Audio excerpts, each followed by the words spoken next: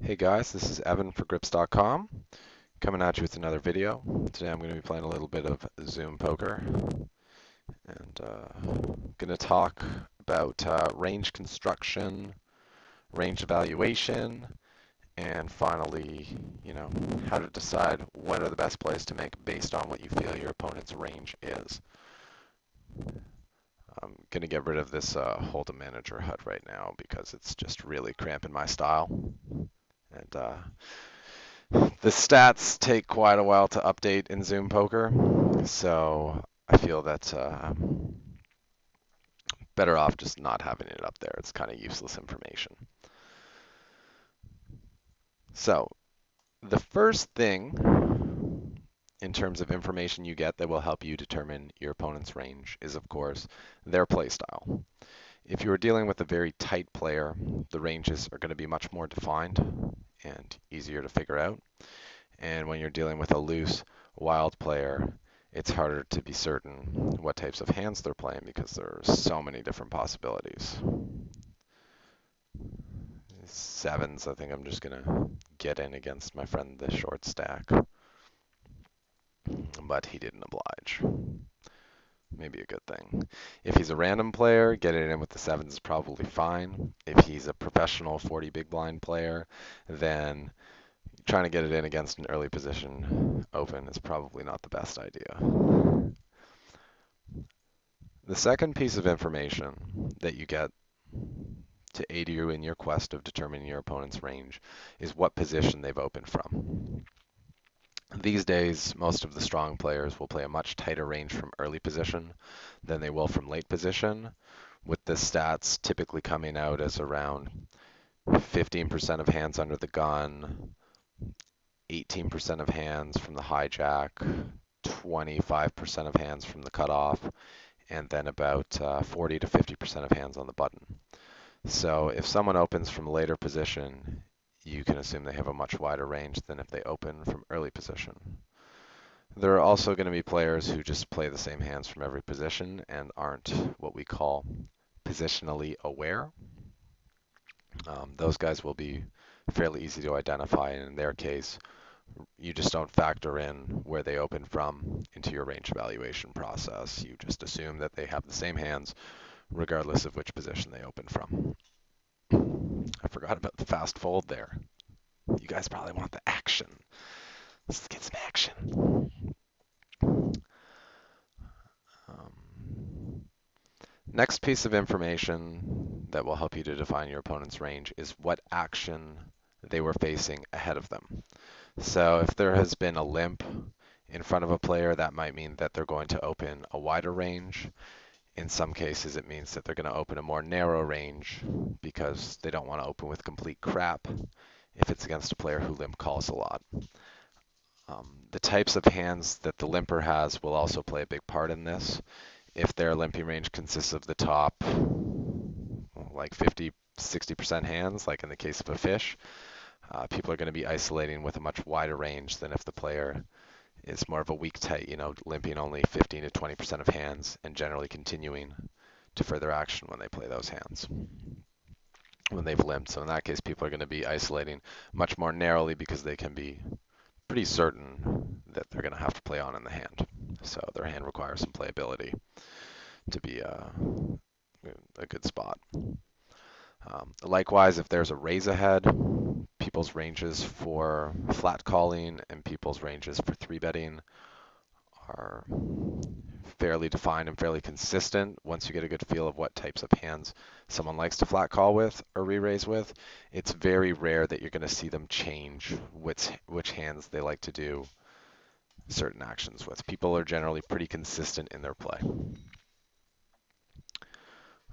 What else could you factor in? Pre-flop, of course, if someone opens and they get re-raised, their range for continuing is going to be defined into the categories of which hands they 4-bet, which hands they flat call with, and of course which hands they fold, which would get eliminated from the range.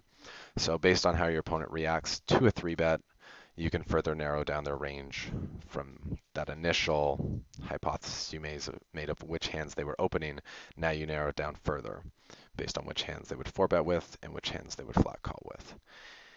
And that pretty much covers pre-flop in terms of range evaluation. Also, some players will squeeze with more hands than they would simply 3-bet with. Some players will squeeze with a narrower range than they would 3-bet with. So again, based on what action has come ahead of them, be it a raise and a call or simply a raise and a bunch of folds, that's going to play a part in what their range is pre-flop. And then once you have that, in the realm of post-flop, it's pretty much how they react to your actions. Let's say the flop is, I don't know, a king high dry flop, and your opponent called pre-flop, and the board's like, we'll call it king jack 4. If you make a c-bet and your opponent continues, odds are that they don't have small pocket pairs anymore. They would probably fold hands like 5s through 10s to a c-bet. So you can narrow the range to hands that have a king in them, maybe open-ended straight draws, gut shots with an overcard, slow played sets, slow play 2 pairs, hands like that. And then you can make your plan for the following street based on how you further define the range. So now all those cards that come between 4 and jack can be considered bricks because you don't really have to worry about your opponents, turning a set and getting lucky like that.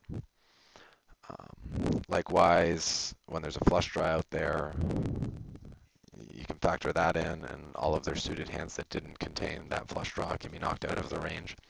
And just basically, it's a game of elimination.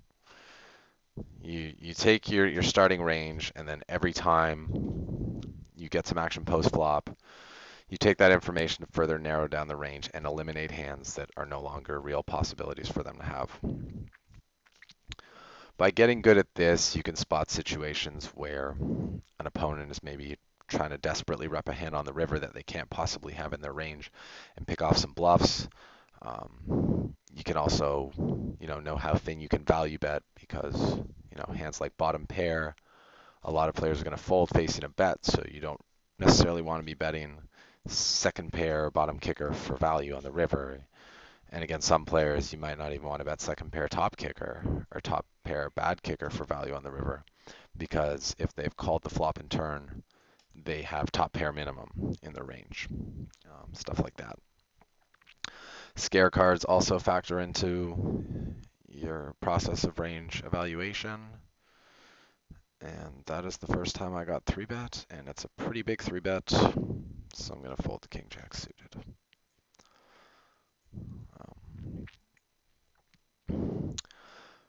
But to really be good with it, it just takes a lot of practice. The more you know your opponents and their tendencies, the more accurately you can gauge their ranges. Whereas when you're playing with a bunch of randoms, the first 15 minutes, maybe 30 minutes of the session, you're kind of playing blindfolded and won't be able to do a great job of range evaluation out of the gate. But the longer you sit at the table and the more concrete your reads become, the more accurate you will be with your range evaluation. And this is where programs like Poker Tracker and Hold'em Manager are very effective. It's hard for us as human beings to really catch everything that happens on every hand that we play, especially in the cases where we're multi-tabling. The tracking softwares will import every single hand that you play and then let you know how your opponents are playing. So if you're multi-tabling, you can amass a sample on your opponents very quickly and get a clear idea of what hands they like to play from each position, be it by raising or by limping or by calling, 3-betting, you name it. And just as your samples grow, your reads will be more and more accurate, and the program really does the work for you. Your only job is to understand what the stats mean. It just means a little bit of study with PokerStove, going through your database now and then. It's not too much work, and for anyone who really wants to improve as a player, it's definitely worth putting in the time. to do that and get comfortable with it. To be a good hand reader, you have to be a good evaluator of people's ranges. That's kind of the first step towards hand reading. So definitely something that's worth putting in the effort towards. I can beat King Queen and King Jack. And now I can beat most of the pocket pairs too. Still don't beat bigger aces.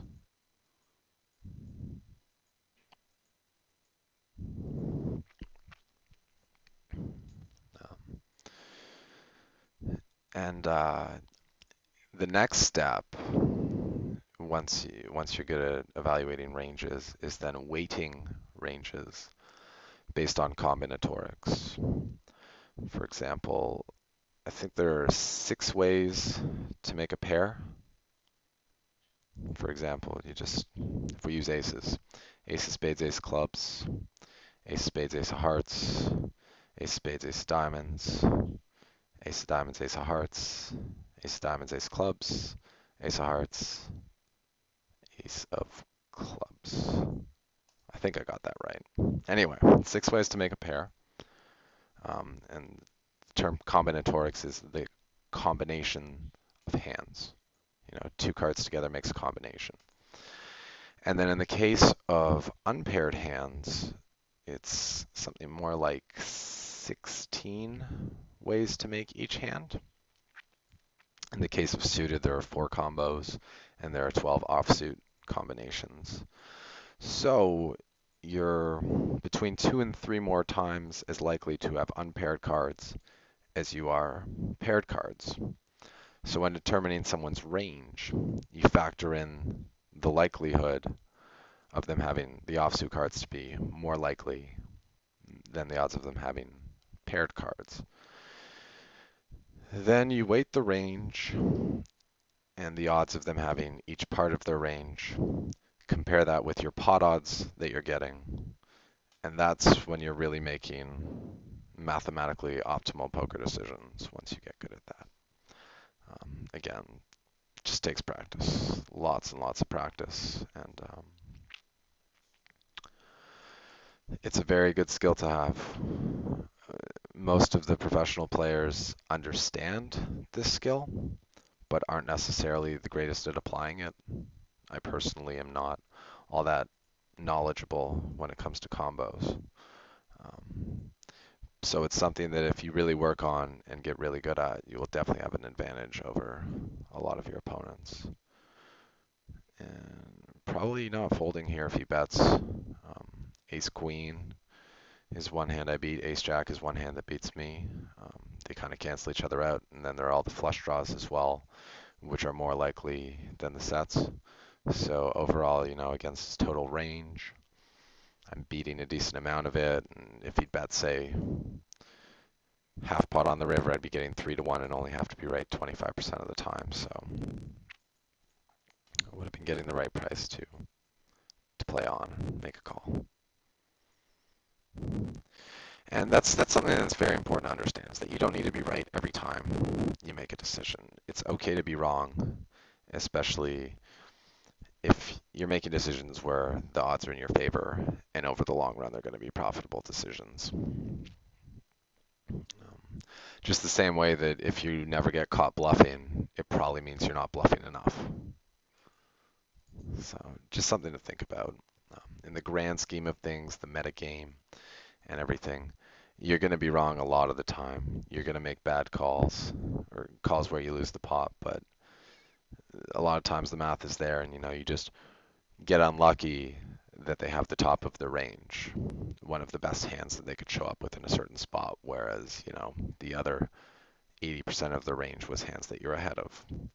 So don't get down on yourself if you make occasional calls where you're trying to be a hero and it doesn't work out. That doesn't mean it was a mistake. Just be honest, look at the range at the end of the hand, do the math, and make sure that you're making a plus EV call at the end of the day. Because as poker players, that's all we can do.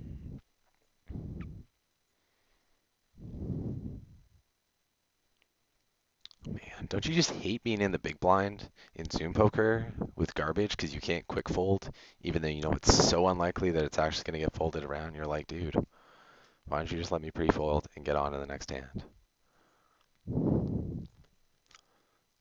Okay. Well,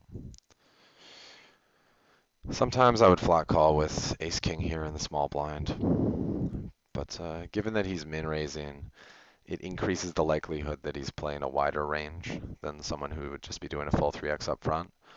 So given that I'm going to be playing out of position with an unpaired hand, I want to narrow his range down a little bit more. And it's unfortunate that he did that because given the positions, I could definitely be running into a real hand. But other than against aces, ace king suited has pretty good equity against just about everything. So I'm going to go ahead and rip it in. And if I can pick up the 135 in the middle, that's cool. And if I run into aces, well, at least I still got a sweat. Nice hand, sir. A lot of players will say they will never fold ace-king in a shorthanded cash game. That is one of the few situations where, based on the positions, you can consider maybe folding. If the player is the type who 4-bet bluffs a good amount from early position, there's no way you can ever fold ace-king there.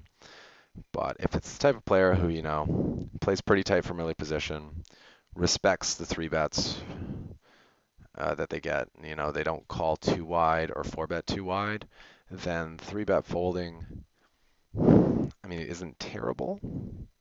A lot of people would say, well, what's the point of 3-betting the ace king if you're just going to fold it? And that's why in a lot of situations it's fine to just smooth call from the small blind there to avoid getting put into an awkward situation like that.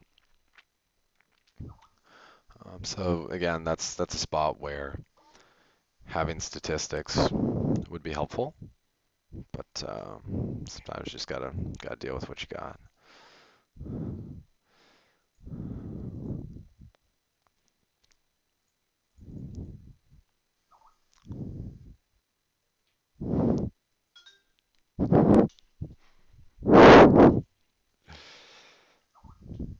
Ooh, top peasy.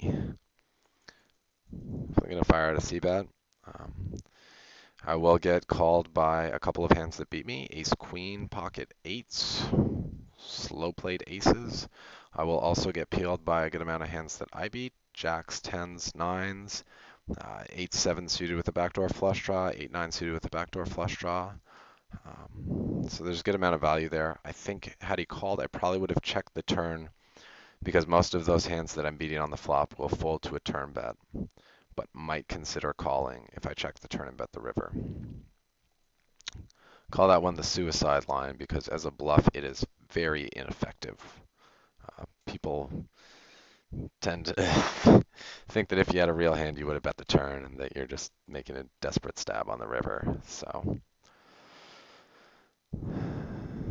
yeah, do it for value. Don't do it as a bluff. Hopefully we can get a little action on these aces. Not a bad flop. A lot of draws that our opponent could check raise with. Ooh, get a little action. And that 3 only completes one hand, which is the 5-7 suited, which is no way he cares. Ooh, lead out. Well, I only lose to 2 parent sets. I think he would have check raised the sets on the flop, so it's really just 4-3. If he has a flush draw, I don't want to let him see the river for too cheap. And if he has a 9, and given that he's a silver star, I don't think he's going to fold it, so I want to get the money in before the scare card comes that could ruin my action. And it's unfortunate that the 9 came. I still beat the flush draws and the straight draws, though, so I'm going to call. Nice try, bets. Nice try.